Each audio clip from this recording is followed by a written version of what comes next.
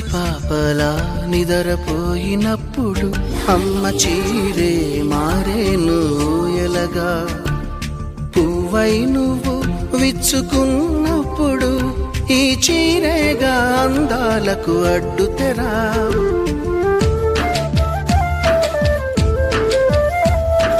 గాలి ఆడక ఉక్క పోసినప్పుడు ఆ పైటే గాని పాలిట వింజామరా.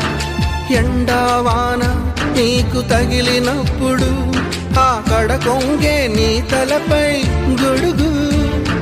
విదేశాల వనితలకు సారెపోసి పంపేది భారతీయ సంస్కృతిని సగర్వంగా చాటేది. మన జాతీయ జెండాకు సమానంగా నిలిచేది. చీరలోని గొప్పతనం తెలుసుకో.